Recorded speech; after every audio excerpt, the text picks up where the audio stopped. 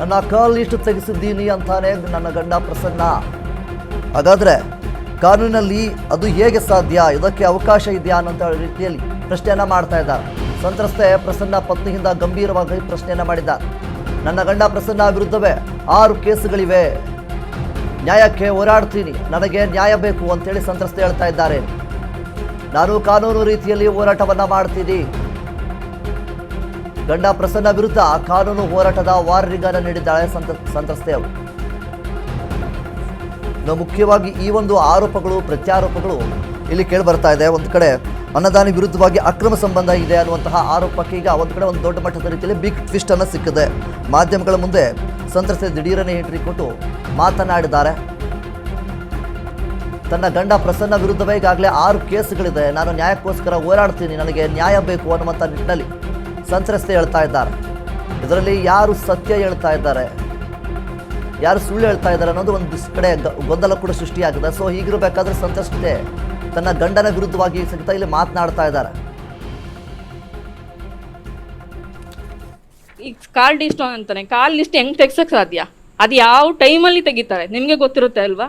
ಇವ್ನು ಹೆಂಗ್ ತೆಗ್ದ ಅದೆಲ್ಲ ಯಾವುದು ಇಲ್ಲ ಸರ್, ಯಾವ ಡೀಟೇಲ್ಸು ಇಲ್ಲ. ಅಂದರೆ ನನ್ನ ಹತ್ರ ಫೋನೇ ಕೊಟ್ಟಿರಲಿಲ್ಲ ಅವನು. ನನ್ನ ಫೋನಲ್ಲೇ ಮಾತಾಡಬೇಕು ನಿನ್ನ ಮನೆಗೆ ಅಂತೇಳಿ ಅವನ ಫೋನಲ್ಲಿ ವಿತ್ ರೆಕಾರ್ಡು. ಅವ್ನ ಮನೇಲಿ ಏನೇ ಹಿಂಸೆ ಕೊಟ್ಟರು ನಾನು ನನ್ನ ಮನೆಗೆ ಹೇಳಂಗಿಲ್ಲ. ಅವ್ನು ಕೊಟ್ಟರು ನಾನು ಹೇಳ್ಕೊಂಡಿಲ್ಲ, ಯಾಕೆಂದರೆ ನಾನು ನೋಡಿ ಮದುವೆ ಮಾಡ್ಕೊಂಡಿದ್ದು, ನಾನು ತೋರಿಸಿದ್ದಕ್ಕೆ ಅವ್ರು ಮಾಡಿದ್ದು. ಈಗ ಕಾಲ್ ಲಿಸ್ಟ್ ಅಂತಾನೆ, ಕಾಲ್ ಲಿಸ್ಟ್ ಹೆಂಗೆ ತೆಗ್ಸಕ್ಕೆ ಸಾಧ್ಯ? ಅದು ಯಾವ ಟೈಮಲ್ಲಿ ತೆಗಿತಾರೆ ನಿಮಗೆ ಗೊತ್ತಿರುತ್ತೆ ಅಲ್ವಾ? ಇವ್ನು ಹೆಂಗೆ ತೆಗ್ದ ಅದೆಲ್ಲ ಯಾವುದು ಇಲ್ಲ ಸರ್, ಯಾವ ಡೀಟೇಲ್ಸು ಇಲ್ಲ. ಅಂದರೆ ನನ್ನ ಹತ್ರ ಫೋನೇ ಕೊಟ್ಟಿರಲಿಲ್ಲ ಅವನು. ನನ್ನ ಫೋನಲ್ಲೇ ಮಾತಾಡಬೇಕು ನಿನ್ನ ಮನೆಗೆ ಅಂತೇಳಿ ಅವನ ಫೋನಲ್ಲಿ ವಿತ್ ರೆಕಾರ್ಡು. ಅವ್ನ ಮನೇಲಿ ಏನೇ ಹಿಂಸೆ ಕೊಟ್ಟರು ನಾನು ನನ್ನ ಮನೆಗೆ ಹೇಳಂಗಿಲ್ಲ. ಅವ್ನು ಕೊಟ್ಟರು ನಾನು ಹೇಳ್ಕೊಂಡಿಲ್ಲ, ಯಾಕೆಂದರೆ ನಾನು ನೋಡಿ ಮದುವೆ ಮಾಡ್ಕೊಂಡಿದ್ದು, ನಾನು ತೋರಿಸಿದ್ದಕ್ಕೆ ಅವ್ರು ಮಾಡಿದ್ದು. ಈಗ ಕಾಲ್ ಲಿಸ್ಟ್ ಅಂತಾನೆ, ಕಾಲ್ ಲಿಸ್ಟ್ ಹೆಂಗೆ ತೆಗ್ಸಕ್ಕೆ ಸಾಧ್ಯ? ಅದು ಯಾವ ಟೈಮಲ್ಲಿ ತೆಗಿತಾರೆ ನಿಮಗೆ ಗೊತ್ತಿರುತ್ತೆ ಅಲ್ವಾ? ಇವ್ನು ಹೆಂಗೆ ತೆಗ್ದ ಅದೆಲ್ಲ ಯಾವುದು ಇಲ್ಲ ಸರ್, ಯಾವ ಡೀಟೇಲ್ಸು ಇಲ್ಲ. ಅಂದರೆ ನನ್ನ ಹತ್ರ ಫೋನೇ ಕೊಟ್ಟಿರಲಿಲ್ಲ ಅವನು. ನನ್ನ ಫೋನಲ್ಲೇ ಮಾತಾಡಬೇಕು ನಿನ್ನ ಮನೆಗೆ ಅಂತೇಳಿ ಅವನ ಫೋನಲ್ಲಿ ವಿತ್ ರೆಕಾರ್ಡ್. ಇನ್ನು ಇದ್ರ ಬಗ್ಗೆ ನಮ್ಮ ಜೊತೆ ಮಾತನಾಡೋದಕ್ಕೆ ಸಂತ್ರಸ್ತೆ ಕರೆಯಲಿದ್ದಾರೆ. ಮೇಡಮ್, ಮುಖ್ಯವಾಗಿ ಇಲ್ಲಿ ಪ್ರಸನ್ನ ಅವರು ಅಂದರೆ ನಿಮ್ಮ ಪತಿಯವರು ಇಲ್ಲಿ ಆರೋಪವನ್ನು ಮಾಡ್ತಾ ಇದ್ದಾರೆ. ಶಾಸಕರ ಜೊತೆ ಅಂದರೆ ಮಾಜಿ ಶಾಸಕರಾಗಿರುವಂತಹ ಅನ್ನದಾನಿ ಅವರ ಜೊತೆಗೆ ನಿಮಗೆ ಅಕ್ರಮ ಸಂಬಂಧ ಇದೆ ಅಂತ ಹೇಳ್ತಾ ಆರೋಪ ಮಾಡ್ತಾ ಇದ್ದಾರೆ. ಇದಕ್ಕೆ ನೀವು ಪ್ರತ್ಯಾರೋಪವನ್ನು ಮಾಡ್ತಾ ಇದ್ದೀರಾ. ಇದರಲ್ಲಿ ಯಾರು ಸತ್ಯವನ್ನು ಹೇಳ್ತಾ ಇದ್ದಾರೆ, ಒಂದು ಕ್ಲಾರಿಟಿಯನ್ನು ಕೊಟ್ಬಿಡಿ ಮ್ಯಾಮ್. ಅದು ಹೇಳಿದ್ದೀನಲ್ಲ ಸರ್, ನೆನ್ನೆ ಮೀಡಿಯಾ ಮುಂದೆನೇ ಎಲ್ಲ ಮಾತಾಡಿದ್ದೀನಿ. ಯಾವುದು ಮಾಡಿದ ತಪ್ಪುಗಳನ್ನೆಲ್ಲ ಮುಚ್ಚಾಕೊಂಡು ನನ್ನ ಮೇಲೆ ಏನಕ್ಕೆ ಅಪವಾದ ಬರ್ತಿದೆ. ಅದೇ ಅದನ್ನೇ ನಾನು ಹೇಳಿದ್ದೇ ಹೇಳ್ತಾ ಇದ್ದೀನಿ.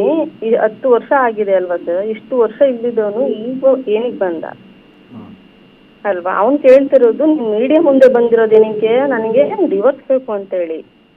ನೀವು ಮೀಡಿಯಾದವ್ರು ಕೊಡಿಸ್ತೀರಾ? ಅವನು ಕೋರ್ಟಿಗೆ ಬರ್ಬೇಕಾ ಅಲ್ವಾ ಸರ್? ಮತ್ತೆ ಅವನು ಇದನ್ನ ಹೇಳ್ತಿದ್ದಾನೆ, ನನ್ನನ್ನು ಹುಡ್ಕೊಂಡು ನಿಂತಿದ್ದ, ನಾನು ಎಲ್ಲಿ ಹೋಗ್ತೀನಿ, ನಾನು ಬರ್ತೀನಿ, ನನ್ನ ಮಗು ನನ್ನನ್ನೇ ಹುಡ್ಕೊಂಡು ನಿಂತಿದ್ದಾನೆ ಅಂದ್ರೆ ಇವ್ನು ಕೆಲಸ ಬಿಟ್ಟು ಇವ್ನಿಗೆ ಇದೆಲ್ಲ ಮಾಡ್ಕೊಡ್ತಿರೋರು ಯಾರು? ಇವನಿಗೆ ದುಡ್ಡು ಖರ್ಚು ಬೇಕಲ್ವಾ ಖರ್ಚಿಗೆ? ಇವ್ನು ನನ್ನನ್ನೇ ನೋಡ್ತಾ ನಿಂತಿದ್ದಾನೆ ಅಂದ್ರೆ ಇವ್ನಿಗೆ ಎಲ್ಲಿ ಬರ್ತಿದೆ ಅದೆಲ್ಲ ಇನ್ಕಮ್ ಎಲ್ಲ? ಅದೇ ಕಾಲಿಷ್ಟು ಅಂತ ಎಲ್ಲ ಕಡೆ ತೋರಿಸ್ತಿದ್ದಾನಲ್ವಾ ಸರ್? ಹೇಗ್ ತೆಗಿಯಕ್ ಸಾಧ್ಯ ಅದು? ಹಾ, ಮತ್ತೆ ಯೂಟ್ಯೂಬ್ ಎಲ್ಲ ಮಾಡಿಬಿಟ್ಟು 15 ದಿನ ಇವನು ಪತ್ತೆ ಇಲ್ಲ, ಎಲ್ಲಿ ಹೋಗಿದ್ದ?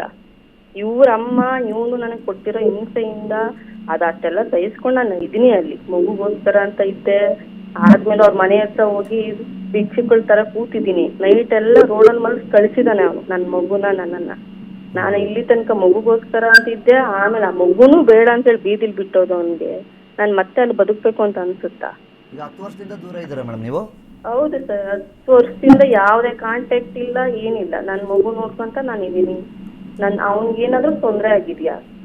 ಅದೀಗ ಅಪಾರ್ಟ್ಮೆಂಟ್ ಕೊಡಿಸಿದ್ದಾರೆ, ಮತ್ತೆ ಜೀವ ಬೆದರಿಕೆ ಹಾಕಿದಾರೆ ಅಂತೆಲ್ಲ ಆರೋಪ ಮಾಡಿದ್ದಾರೆ. ಇದ್ರ ಬಗ್ಗೆ ಏನ್ ಹೇಳ್ತೀರಾ? ಎಲ್ಲ ಸುಳ್ಳು ಸರ್. ಅವ್ನು ನನ್ನ ಫಾಲೋ ಮಾಡ್ತಿದ್ದ ಅಂತ ನಾನೇನ್ ಮಾಡ್ತೀನಿ ಸರ್? ಇದೆಲ್ಲ ಕಂಪ್ಲೇಂಟು ಆಗಿದೆ, ನಾನು ಮಹಿಳಾ ಆಯೋಗಕ್ಕೂ ಕೊಟ್ಟಿದ್ದೀನಿ. ಅವನ ಮೇಲೆ FIR ಆಗಿದೆ. ಈಗ ಹೇಳ್ತಾನೆ ಪ್ರತಿ ಒಂದಕ್ಕೂ ಸುಳ್ಳು ಕೇಸ್ ಹಾಕ್ತಿದ್ದಾರೆ ಅಂತ.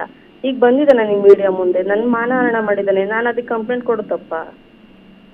ಮತ್ತೆ ನಾನು ಮಡವೆ ಎಲ್ಲ ಇಸ್ಕೊಂಡ ಹೊಡೆದು ಕಳಿಸ್ತಾ ನಾನು ಅಲ್ಲಿಗೆ ಹೋಗಿ ಕಂಪ್ಲೇಂಟ್ ಕೊಡೋದು ಅದು ಕ್ರಿಮಿನಲ್ಲ ಅಥವಾ ನಾನು ಮೋಸನಾ? ಹೇಳಿ. ಪ್ರತಿಯೊಂದಕ್ಕೂ ಸುಳ್ಳು ಕೇಸು ಎಲ್ಲಿ ಸುಳ್ಳು ಕೇಸ್ ಕೊಟ್ಟಿದ್ದೀನಿ? ಅಂದರೆ ಈಗ ನಾನು ನಿಮ್ಮದು 10 ಮೈಸೂರಲ್ಲಿ ವರ್ಷ ಏನಾದರೂ ಯಾಕೆ ಅಪಾರ್ಟ್ಮೆಂಟ್ ಇದೆಯಾ ಮ್ಯಾಮ್? ಯಾವ್ದು ಇಲ್ಲ, ನನ್ನ ತಂದೆ ತಾಯಿ ಮತ್ತೆ ಅದಕ್ಕೆ ಮನೆಯಲ್ಲಿ ಇದಕ್ಕೆ ಯಾಕೆ ಲಿಂಕ್ ಮಾಡ್ತಾ ಇದ್ದಾರೆ ಅವರು? ಗೊತ್ತಿಲ್ಲ. ಹಾಂ ನಾನು ಅದೇ ಹೇಳ್ತಿರೋದು, ಇಷ್ಟು ವರ್ಷ ಇಲ್ದಿದ್ದು ಇದೆಲ್ಲ ಹುಡುಕೊಂಡು ಏನಕ್ಕೆ ಬರೀ ಸುಳ್ಳುಗಳ ಮೇಲೆ ಸುಳ್ಳು ಮೇಲೆ 10 ಲಕ್ಷ 20 ಲಕ್ಷ ನನಗೆ ಕೊಡೋಕೆ ಹೇಳಿದ್ದಾರೆ ಅಂತ ಹೇಳಿ ಎಲ್ಲಿ ಹೇಳಿದ್ದೀನಿ ನಾನು? ಹಾಂ ಅವ್ನು ಕೊಡೋ ತಾಕತ್ ಇದೆಯಾ? ಹೋಗ್ಲಿ ಕೇಳಿರ್ತೀನ ನಾನು?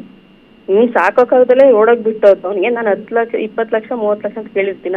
ಇನ್ನೊಂದು ಮೇಂಟೆನೆನ್ಸ್ ತನಕ ಹೋಗೇ ಇಲ್ಲ. ಮ್ಯೂಚುವಲ್ ಬರ್ತೀನಿ ಅಂತ ಹೋಗ್ತಾನೆ, ಮತ್ತೆ ಇನ್ನೊಂದು 6 ತಿಂಗಳು ಬಂದಿರಲ್ಲ, ಇನ್ನೇನೋ ಕೆಲಸಗಳು ಮಾಡೋದು, ಮತ್ತೆ ಬರ್ತಾನೆ, ಇನ್ನೊಂದು ಪತ್ತೆನೇ ಇರಲ್ಲ. ಈಗ ನಾನು ಇವನು ಹುಡುಕ ಕೂತ್ಕೊಳ್ಳ ಬಾಬಾ ಅಂತೇಳಿ, ಇವನು ಬೇಕಾಗಿರೋದು ಡಿವೋರ್ಸ್ ಬೇಕು ಅಂತ ಅಂದ್ರೆ ಬಂದು ತಗೋಬೇಕು, ಕೋರ್ಟಿಗೆ ಬರಬೇಕು, ಅದೇನಿದೆ ಬರಲಿ, ನಾನು ಮಾತಾಡ್ತೀನಿ, ಅವನ ಹತ್ರ ಏನಿದೆ ಅದು ತೋರಿಸ್ತೀನಿ, ನನ್ನ ಹತ್ರ ಏನು ದಾಖಲೆ ನಾನು ತೋರಿಸ್ತೀನಿ, ತಗೊಳ್ಳಿ. ಅದು ಬಿಟ್ಟು ಇವನು ಹೊರಗಡೆ ಬಂದು ನನ್ನ ಮಾನಹರಣ ಮಾಡಿ, ಈಗ ನನ್ನ ಮಗುಗೆ ಅದೆಲ್ಲ ಎಫರ್ಟ್ ಆಗಲ್ವಾ? ಅದು ಓಕೆ ಮೇಡಮ್, ನೀವು ಇಷ್ಟು ದಿನ ನಾನು ಇದೀನಿ ಅಂದ್ರೆ ನಾನೇನು ಓಕೆ, ಸಂಪರ್ಕ ಕಡಿತವಾಗಿದೆ.